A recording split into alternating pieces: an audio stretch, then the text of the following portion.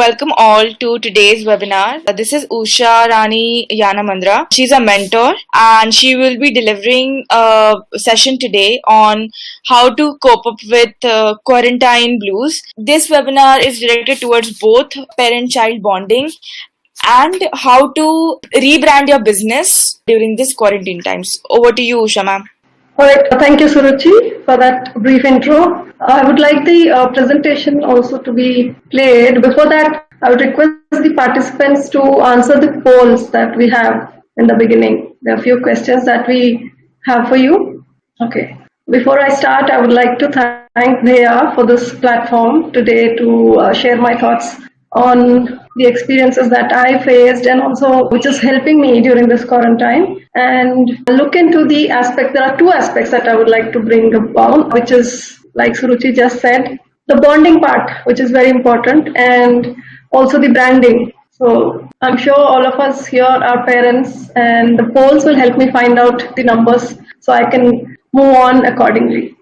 Okay, as you see the title, quarantine, boon or a bane. So I would also like you to be interactive on the chat if you have any questions. Moving forward, we will be understanding, because a lot of people have been experiencing a lot of negatives, looking at the news, finding out the negative cases, which are being very less, a lot of positive cases around us, and so much of uncertainty around us. So, all of us, we wouldn't have thought this kind of situation would have come up to us, we wouldn't have even imagined something like this. It's a new experience to all of us, living without travel, living without not meeting people, and no shopping, no home deliveries, etc. So we've adapted to it. It's been 44 days today and still going on. The uncertainty is still on. We never know. We still are not sure whether we'll be able to meet people again like the way we did.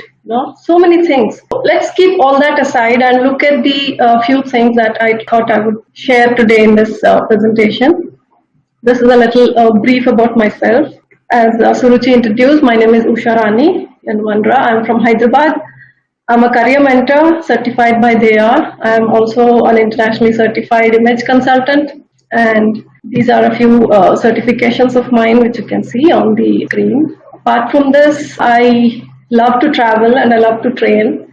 So being a consultant and a mentor, my passion towards training, I couple the experiences that I have in the consulting and mentoring and put it across in my training, which I would like to bring it across today here.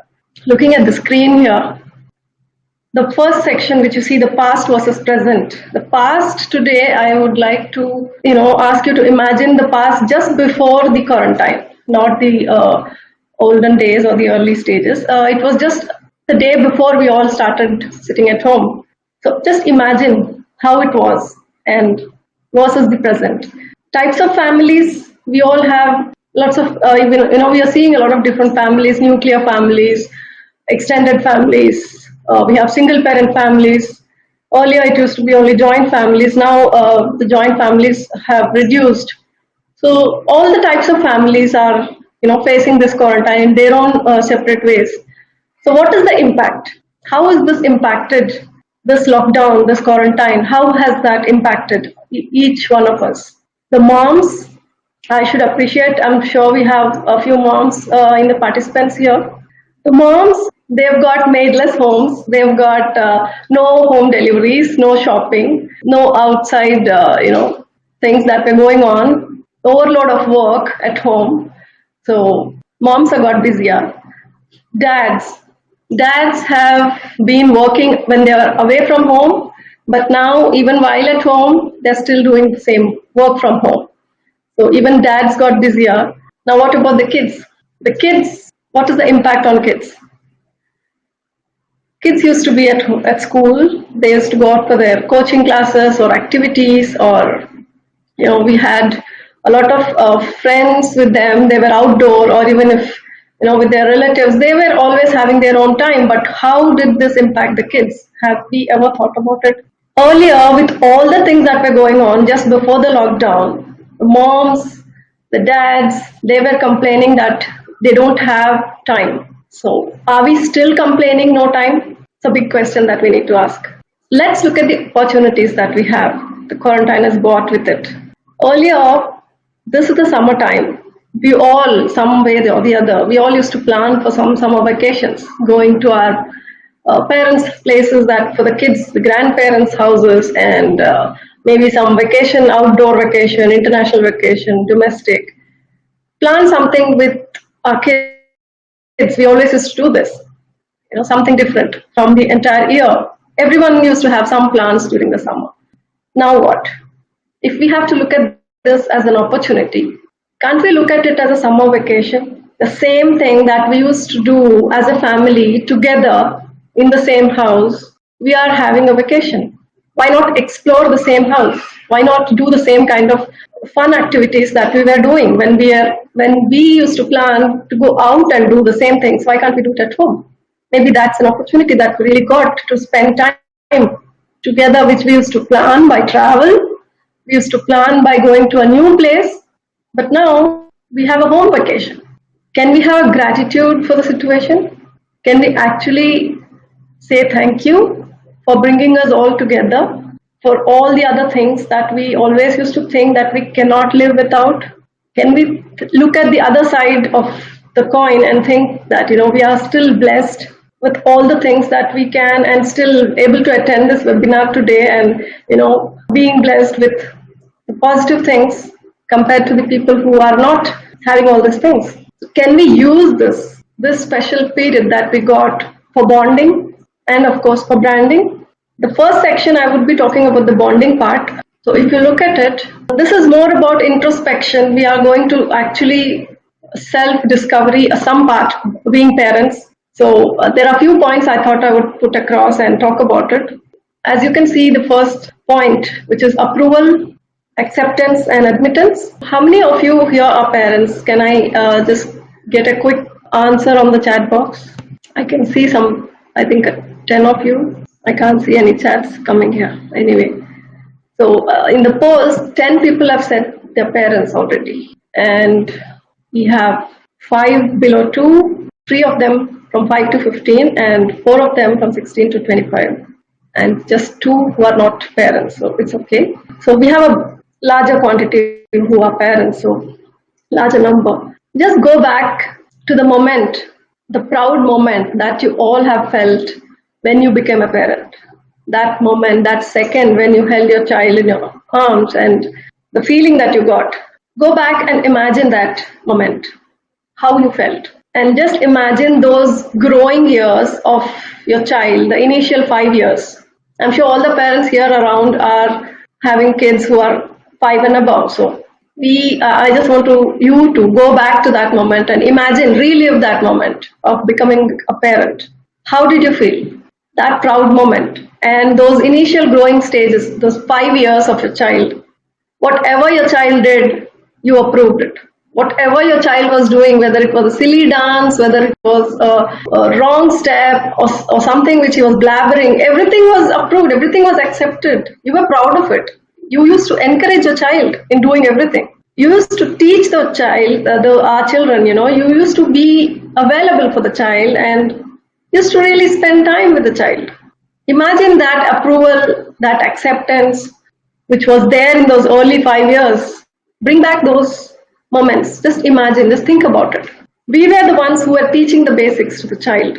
We were the ones who taught the child how to run, walk, eat, speak, everything that the child is doing perfectly today. The basics were taught by us. If you look at it, after 5 years, we put the child in the school and we expect the teacher to do everything. But we forget the fact that the teacher is the second parent and we as parents are the first teacher. The moment the child has gone to the school, we started comparing, we started ignoring those silly things. We started ignoring whatever small thing the child used to do. And, we started complaining a lot as the child grew up, maybe into his teens. Somewhere or the other. Not all the time, but somewhere or the other, we keep doing that. I've done that. So can we actually stop looking at the negatives?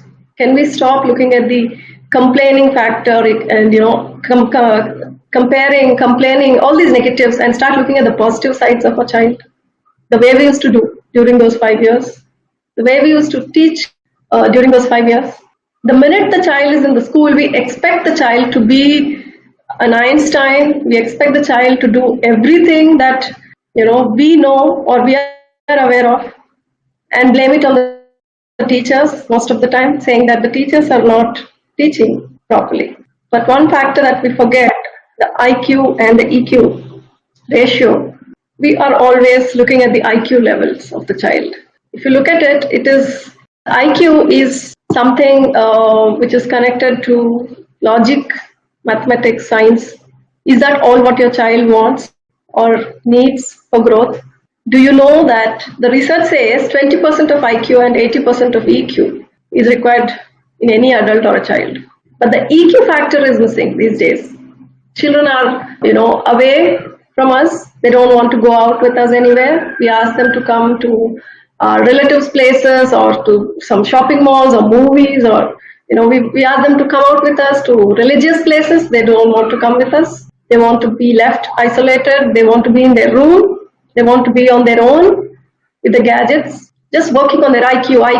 Where is that connect? Where is that emotional quotient? Like you see, the EQ is nothing but the ability to recognize and control, express the emotions of us as well as the others.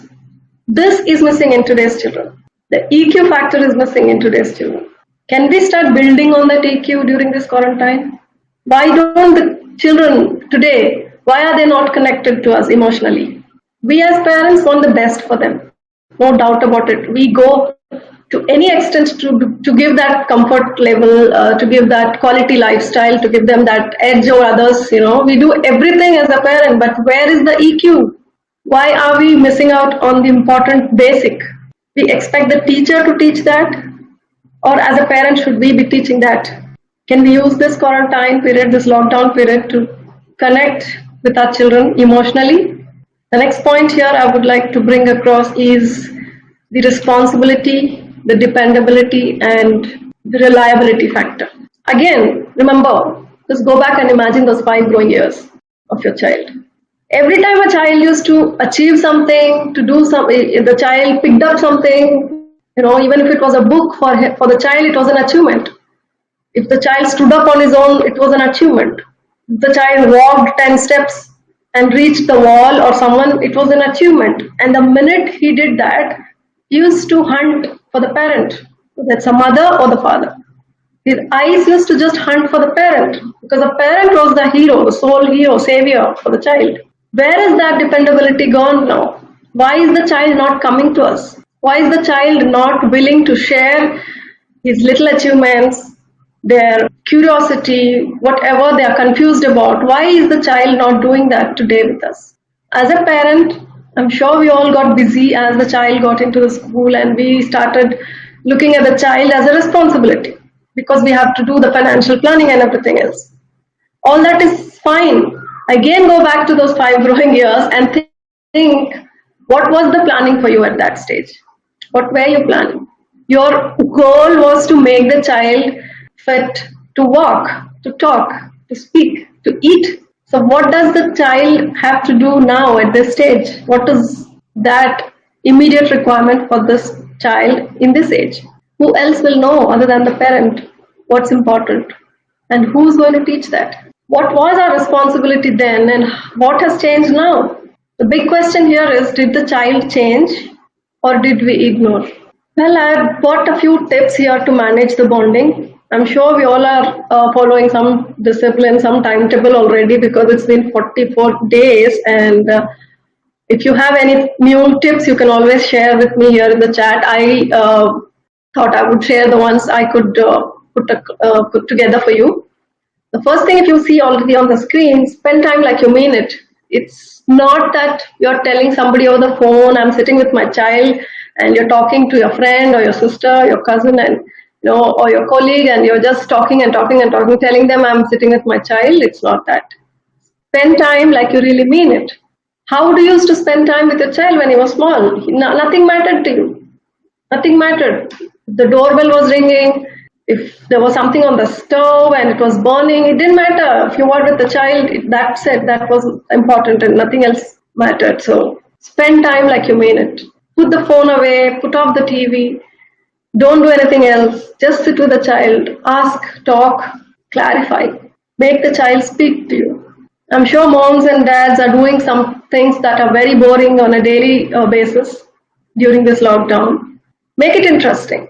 Make it interesting by having a timer set, or make it interesting by doing it in a different way, or a competition. Remember how we used to race with a child and make him feel that we lost and he won, he or she.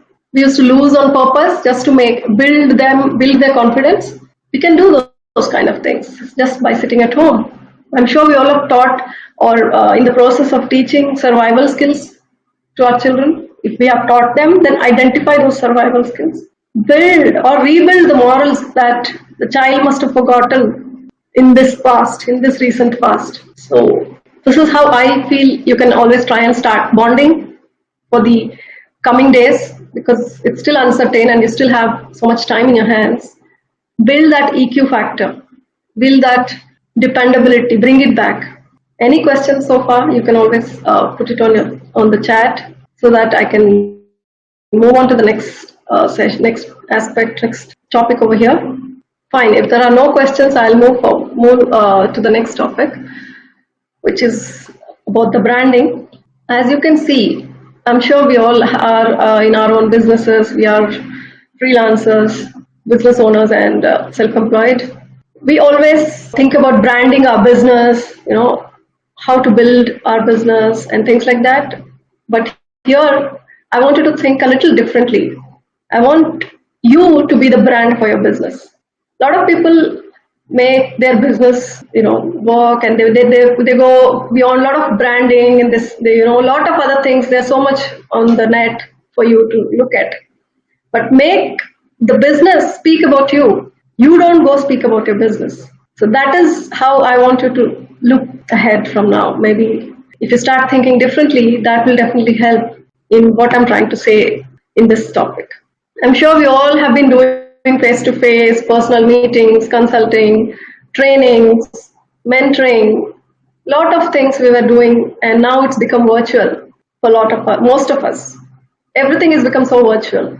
And from the participants here, the ones who have interacted with me or who have known me as a person in person, I'm sure they all know how much I love to be around people and how bad I was with these online tools. But I had to learn. I had to move away from my comfort zone. And that's what I want you to do today. I want you to stop making excuses. Excuses like, I'm not good at this is going to take time, that needs certification, my language is not up to the mark, I need training on online tools, and etc., etc., etc. There's so many things. Don't think of those 99 reasons that can pull you down. Think of that one reason which can make it happen. I had these bag of excuses. I was feeding myself to escape. But you became my inspiration. You became my inspiration to overcome these excuses. Yeah, people like you inspire me. Every time I get in front of the camera, it's an inspiration for me because I love to talk to people. And that's been my business. So let me inspire you now. Regardless of whether you've started on your own business or work for an established company, you always work for yourself. So let's understand how to brand yourself.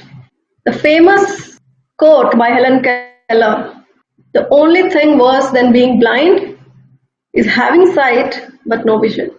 Isn't it scary to feel, isn't it scary to even imagine that you don't have sight, you're blind? But the worst thing than being blind is having sight but no vision. So what is it that inspires you? And are you inspiring somebody today? Be the inspiration. Let's talk about it. We all are jack of all trades. I'm sure we all have come to a stage where we know a lot of things. A lot of things have made us what we are today. We are a mentor, we are a freelancer, we are able to do a lot of things. We have got so many strengths. But what is that different in you, which isn't with someone else? What is it? Let me give you an example of what I'm trying to explain to you. All of us are trainers, or most of us are trainers, are mentors, or like example, I'll give myself as an example here. Me being an image consultant or a trainer. I'm a trainer, I say. Is that my identity? I'm a trainer and you are a trainer. So what is the difference? What is the difference and why should someone hire me and why should someone not hire you? Just look at it. There's a banker there, and the banker, just because he's a banker, he doesn't go out there and do all the 100 things that are required in a bank, all the works that is required. He specializes in something, in loans or in some other department. He becomes a specialist in that particular section. He is still a banker. You are still a trainer, but what trainer are you? You're still a consultant, but what are you specialist in? What are you specializing in? You are a doctor, but what is the specialization that you have done to become a better doctor from others? We go to a physician, he does all the diagnosis, and then he finds out something. There's a problem with one of your organ or something, and then he sends you to that particular specialist. He will not treat you. So are you going to continue living like a generalist or a specialist? A generalist will only be up to a particular level. Today, with this fast changing world, we cannot afford to be a generalist. We cannot afford to be a jack of all trades only. We need to become a specialist, and that will get you an identity. So find your niche. No doubt follow a pattern, but create a uniqueness. That is when people will start thinking, that is the time people will start identifying your identity. These are some questions you can see on the screen where you can answer and find your niche. What do you do? How do you do it? Who do you do it? And what value are you giving? Because end of the day, people are looking at value. And when it is online, when things are changing now to the virtual world, your value should be really high. It cannot be the same old anymore. From what I look at, my way of working is the 4 pillars of my work: the you, the why, the clients, and the business. So if you understand these 4 pillars, I'm sure you will be able to brand yourself much better. Moving forward, I would talk about the first pillar, which is the you. The question over there, if you see the first question, what does your image say about you? When people are looking at you, whether it was the earlier stage, which is the physical world, and even the virtual world, the minute somebody looks at you, what does your image say about you? Are you projecting the right image? Do you talk your business? Do you look like what you're doing? I'm not saying you need to walk around with a suit all the time, but when people look at you, they should understand your profession. Whatever you're going to offer to people, you need to have the clarity. So clarity of offerings is very important. Always reread and relearn. What does that mean? I'm sure we all are having our own set of certifications. We have our own tags. We have our own, qualifications and experiences. But what are we going to offer changes from client to client. And for example, if I am an etiquette consultant, I have to get into that particular subject in so much of depth that there should be no questions unanswered left. No matter who asks me, what they ask, I should be prepared even middle of the night that, I know everything about my subject, my field. That is what is reread and relearn. It's not about keeping yourself updated. That is very important, yes. But apart from keeping yourself updated, we need to always reread what we know and relearn what we already know. So be a specialist in your niche. Find your niche and become a specialist. You are anyway a trainer. You are anyway a consultant. You are anyway a mentor. But what is your specialty? Sachin Tendulkar is a cricketer, a sportsman, but he is known as a batsman. That is his specialty. Look at anyone. That's the difference, what I'm talking about. So what is your consistent message that you are going to give to people? What do people talk about you, look behind you? Do they say that he or she is very professional? Do they say that, oh, his delivery time is so prompt, or he's always available, he's always consistent? I mean, there has to be a consistent message about you. He's so punctual, he's so professional. There has to be a consistent message that you bring. So, what is your consistent message? Work on it. Don't keep changing the pattern. Your message should be very consistent, whatever you're going to give to people. That is about you, the first pillar. I have a small quiz here which I would like answers on the chat box in the next slide. If you look at this slide, on the left side, I have this film star Jacqueline Fernandez, and on the right side, he's also a film star. Different profile pictures. I want you all to ignore their celebrity tag. I don't want you to think that they are a celebrity, and just look at the picture and tell me what would be their profession if you had seen this kind of a picture. One picture from the left and one picture from the right. You can give me your answers, please. Ayushmann, face product. Jacqueline, hair product model. All right. Film actor. Do you think from the profile picture you can see that he's a film actor? Ignore the actual professions. We know that they're film stars, but I want you to think just by looking at the profession, just by looking at the picture over there, what would be their profession? Yes, you're right. Some people said it's the hair products. Maybe she looks like a hairstylist. Agreed. Any more on the Ayushmann's pictures? Senior executive in the company, upper rightmost. Okay. What would be the last bottom right picture? What kind of profile picture would that be? The one with the bare chested. Okay, let's move on. The reason I'm saying this, you will see in the next slide, after 2 slides. Now, what if I told you the guy on the left side is a music blogger? Will you agree? Is there anything on his picture, on the profile picture, if that was his profile picture, talk about music? Except for the tattoos, which says that he's an artistic person and his casual dressing. There is nothing on that picture which talks about music. No speakers, no cables, no mic, no music notes, no musical instruments. So he's nowhere close to music at all, but you can always say he's a blogger, but nothing connected to music. Now, if you look at the right side, the lady on the right, guess what would she be? Okay, adventurous person, model, I would say. Again, right? Jewelry, okay?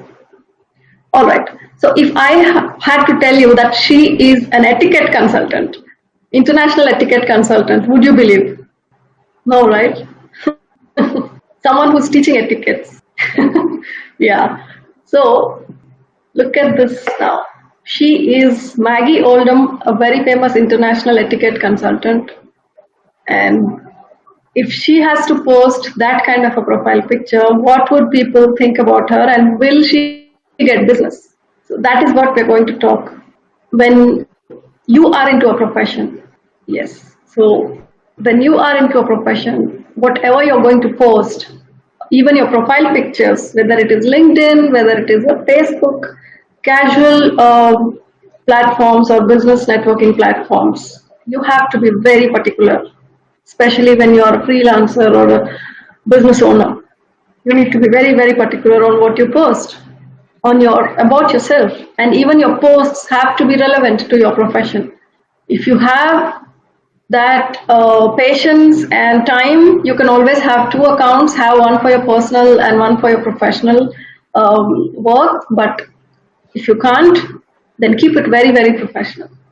Keep your profile pictures, keep your WhatsApp pictures, keep everything very professional, because you have your personal and professional. Keep 2 WhatsApps if you want to, because now it's business WhatsApp and personal WhatsApp. So keep it different, keep it separate. When you're being a professional, act like a professional and behave like a professional. So a lot of people do those mistakes that, when they talk about their professions, their profile pictures or the display or the posts, whatever are coming from them is not right. It's contradicting. So that is something you need to also think about when you're doing it online. How you look, your image should speak about you. Moving forward to the why, the second pillar, what I would like you to do is categorize your services into three parts. Categorize your services into core, complementary, and specialty services. Core is what you're already doing. Maybe you have, let's take an example of image consulting, because I'm an image consultant. I try to put across some things where you can relate to your own professions.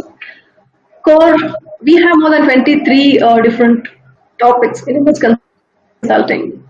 It talks about body language, it talks about behavior, communication, appearance, fashion, accessories, footwear, whole 9 yards. So if I want to talk about my core services, so I'll put my core services, just take one or two or maximum up to three and put it over there. And instead of talking about the entire 23 services, I will categorize the complementary services like hair consultants or makeup consultants or etiquette consultants. I would complement them with someone who's good at those things. So those are my complementary services, which will complement what I'm already doing. And then the specialty services. Specialty services is something that will come out of your niche once you found what you are extremely passionate about, which will start giving you your identity. And people will start talking about it, not just as a generalist, but as a specialist. So start categorizing it into your core, your complementary, and your specialty services. And also describe why you're good at those services. Don't forget to define the exact benefits of doing business with you. Whether it's service, whether it's product, whether it is knowledge, you know what you're good at. You know what you enjoy. What topic is that which hits you hard, and what topic is that you love talking about or sharing or mentoring or consulting. Categorize them. Put it down, explain each offering in detail. This is kind of homework that you can be doing sitting at home during this quarantine. Think about it. How much do you think you should be charging for the core services, for the specialty services? Because that is where your value lies. When you're passionate about something, you will be doing it the best. Nobody can do it like you. So you need to know how much you're going to charge. Never compromise on the value. And this is a big question. You need to answer. Why should someone hire you and not your competitor? The third pillar is the clients. Your why, which we just discussed, will attract your tribe. The tribe here is the clients. So if you are thorough with your why, your clients are already there for you. And never be sympathetic. Never be a friend to your client. Be friendly, but never a friend. Be empathetic, but not sympathetic. Because you can't do business with family or friends. You will start getting judged. You will start getting a lot of, presumptions that people will start thinking, oh, she knows me, so she knows what to do, or why is she doing this in spite of knowing me? A lot of things, there won't be any professionalism in that. There will not be any quality in that. So avoid doing business with family and friends. It's like the same thing. When you start teaching driving to your own friends or family, they won't learn from you. But if they pay and they go out there, they learn, they become perfect. So same thing. Never offer free service. It brings down your value. Never say, because a lot of people, they think that, it's okay, so she's there, so I can just take it from her, or I can just ask her to do it, she'll do it for free. Don't do that. As a consultant, as a mentor, as a trainer, you are not having a physical product with you. You are not doing some service to somebody. You are sharing knowledge, and that does not come for free. So that is where your value lies. And never give free service. Have your steps handy. I'm sure we all have our set of templates. We all have our client, forms and preset documents. Everything is set and ready. But still, we still spend so many hours behind that consultation, behind that session that we are going to discuss with the client. Bring all that things together. Keep the steps handy so you are not wasting the same amount of time for every session. And always, when you're posting something on the social media or anywhere in the on the internet, share content that is of value to your target audience and not what's already on your website. A lot of us, if we don't have websites, we can still start creating. It's not that if you do not have a business, you don't need a website. Even freelancers can have websites. Even self-employed people can have websites on your own name. That's where you can target the clients. Whatever is on website, don't start posting the same old things, because people would have already visited your website, they would have seen what it is, and they will ignore your posts. Also, you can also create a client analysis form, which again I would say, from what I see for my business, I say the 5 W's and 1 H. Why does the client need you? What are the desired outcomes, and so on. But the most important line over there is, what does it for me or you as a client and a consultant? That should be the question that should be, we need to think about this question in this slide. What is in it for me and what is in it for you? So if that is answered, your clients are not going anywhere. Moving forward to the fourth pillar, your business. Have reasonable goals. I'm sure we all have our own goals. We have our set targets. We are all focused. We all have financial plans, but do not connect your personal financial plan to your professional financial plan. Because personally, we may be having a lot different plans and activities and things like that, which have, our goals are so different in our personal life. But professional financial plan is very different. The amount of hours that you're going to put in is what you're going to get out of it. So whatever returns you're expecting is only the kind of amount of hours that you're going to put in. So make a financial plan, connect it to your business, and commit to it. And the next point is catalog yourself. Cataloging is a very beautiful inspiration that we can create for ourselves. This is definitely going to be your biggest motivator, like you can see there. Cataloging yourself is, let me give you an example. If I have to come across here and tell you that I started my business 15 months ago and I have done more than 1,000 hours of training. If I just tell you that, you might be you and even myself, I would be thinking, really, did I do that much of training? But if I had to catalog myself right from the day one, every hour of my training, every day of my training, every single session that I've done in my workshops, in my trainings, if I had to put it down on a paper and look back and counter those hours and told to myself that, look at this is what I have done in this many months. And if that has to cross 1,000, wouldn't that inspire me? Even the free workshops, even the free sessions that you have done. Cataloging, having some proof with you with date, time, pictures, going back and looking at it. Wouldn't that be a big inspiration for you? I'm sure we were so busy, we did not think about it, but now you have time. We can always sit and start thinking about it. Start putting it down. Maybe collating things that we missed out. Price well. Never undermine the cost. Never ever undermine your capabilities. You can always look into even costing if you do not know how to calculate.